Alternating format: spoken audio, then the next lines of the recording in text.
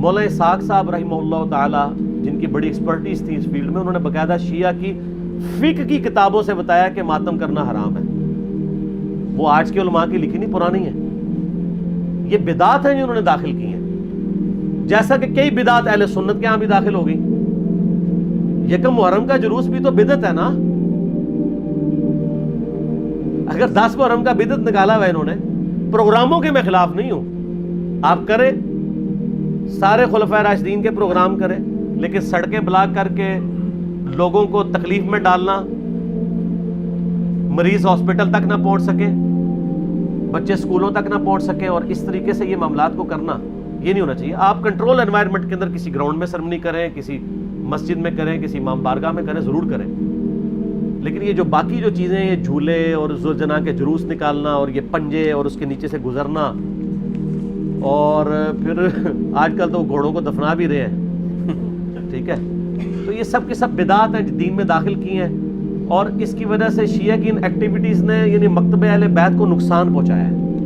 بجائے کہ ان کی تعلیمات کو سامنے لایا جاتا، ان لوگوں نے ان معاملات میں ڈالنا شروع کر دیا.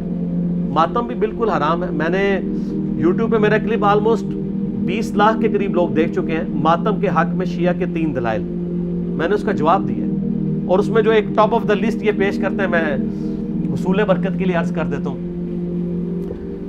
بلکہ میں اگلے دن ایک شیعہ عالم کو دیکھ رہا تھا، تو وہ دنیا ٹی وی پہ ایک پروگرام تھا، اس پہ بیٹھ کے وہ کہہ رہے تھے کہ جی پہلا ماتم تو سیدہ عائشہ نے کیا ہے. ٹھیک ہے جی، نام میں نہیں لیتا، آپ سب کو پتا ہے، کیونکہ نام والی پالیسی اب نہیں ہے. تو اب اس بیچارے کا بھی قصور نہیں ہے، اس نے اپنے بابوں سے ہی سنا ہوا ہے. اس نے مسند احمد خود کھول کے بھی نہیں کبھی دیکھی ہوگی، سنی انہوں نے نہیں کھولی بھی، تو اس بیچارے نے کہاں سے کھولنی ہے جن کی اپنی کتاب ہے. ہم نے بہت پہلے ریکارڈنگ کرا دی کہ مسند احمد میں آگے الفاظ ہیں، سیدہ عائشہ کہتی ہیں، اتنا حصہ تو بخاری مسلم میں بھی موجود ہے کہ نبی علیہ السلام کی وفات میری گود میں ہوئی. تو سر اس سے سیدہ عائشہ کی یہ فضیلت تو ثابت ہوئی کہ اللہ تعالیٰ نے اپنے محبوب صلی اللہ علیہ وسلم کو سیدہ عائشہ کی گود میں وفات دی، تو یہ فضیلت بھی تو ثابت ہو رہی ہے نا. تو یہ بھی فضیلت پھر مانے نا. جیسا کہ اہل حدیث جب وہ موضوع پہ مسح، جرابوں کے مسح کی بات شروع کرتے ہیں تو کہتے ہیں وہ تو بخاری مسلم میں پگڑی پہ مسح کی بھی حدیث ہے. تو ہم کہتے ہیں اس سے صرف پگڑی کا مسح نہیں، پگڑی بھی تو ثابت ہو رہی ہے نا.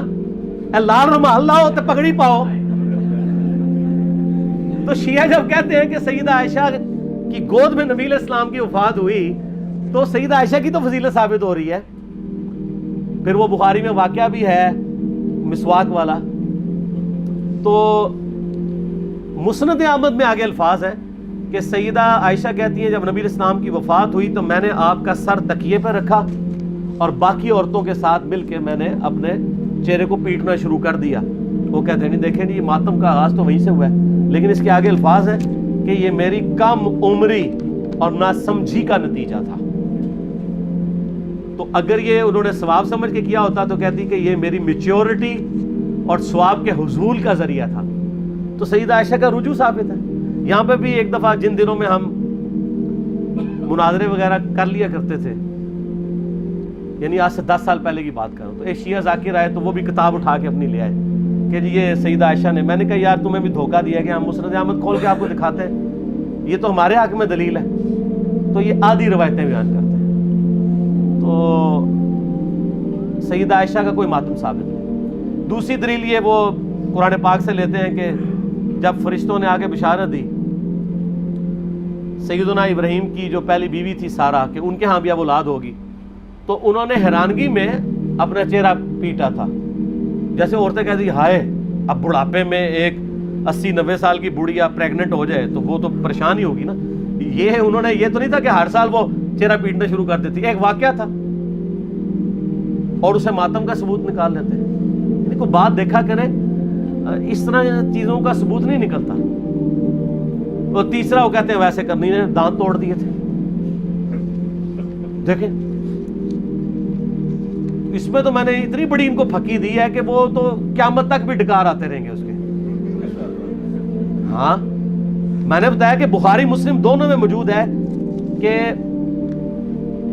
سہل ابن سعد السعدی رضی اللہ تعالیٰ عنہ کہتے ہیں کہ اللہ کی قسم میں جانتا ہوں کہ غزوہ احد کے موقع پہ جب نبی صلی اللہ علیہ وسلم کے دانت شہید ہوئے تھے اور آپ کا خون نہیں رک رہا تھا تو کس نے نبی علیہ السلام کے زخم کو دھویا تھا اور کس نے مرہم پٹی کی تھی؟ تو انہوں نے بتایا کہ ڈھال میں سیدنا علی جو ہے پانی لے کر آئے اور ڈھال کو الٹا کریں تو پیالہ بن جاتی ہے، تو سیدہ فاطمہ اس زخم کو دھوتی تھی، اور جب خون نہیں رک رہا تھا تو سیدہ فاطمہ نے ایک کاٹن کا کپڑا جلا کے اس کی راکھ رکھی تو خون رک گیا۔ یہ سال ابن سعد السعدی آل امیہ کے دور میں سیدنا علی کی فضیلت بیان کیا کرتے تھے بخاری مسلم میں، قسمیں اٹھا اٹھا کے، کیونکہ حج کے موقع پہ لوگ ان کو آ کے ملتے تھے کہ اب چند ایک صحابہ زندہ رہ گئے، ان میں سے ایک ہی ہیں، تو وہ پھر آل امیہ کے دور میں مولا علی کے فضائل بیان کرتے تھے۔ تو میں نے یہ پکی دی ہے کہ جس شخصیت کے سامنے دانت شہید ہوئے ہیں اس نے تو اپنے دانت نہیں توڑے۔ زیادہ افیکٹ تو اس بندے پہ ہو جس نے اپنی آنکھوں کے سامنے مرہم پٹی کی، یعنی سیدنا علی اور سیدہ فاطمہ، انہوں نے دانت توڑے دونوں نے کیا؟ تو کیا اویس کرنی کو آپ ان سے بڑا عاشق رسول کہیں گے؟ تو اپنے ایمان کی فکر کریں۔ یہ تو اویس کرنی اس تصور سے خود بھی کانپ اٹھیں گے۔ المستدرک الحاکم میں موجود ہے کہ سیدنا اویس کرنی رحمہ اللہ تعالی جنگ صفین کے موقع پر مولا علی کے پاس آئے، ان کے ہاتھوں پہ بیعت کی اور معاویہ بن ابی سفیان کے خلاف لڑتے ہوئے شہید ہوئے ہیں مولا علی کی طرف سے۔ یہ المستدرک الحاکم میں موجود ہے۔ تو جو شخص خود علی کا مرید ہے اس کو آپ جو ہے وہ علی سے بڑا عاشق رسول ثابت کریں گے؟ جعلی واقعات ہیں، صوفیاء نے پھیلائے، شیعہ نے بھی ہاتھوں ہاتھ لے لیے۔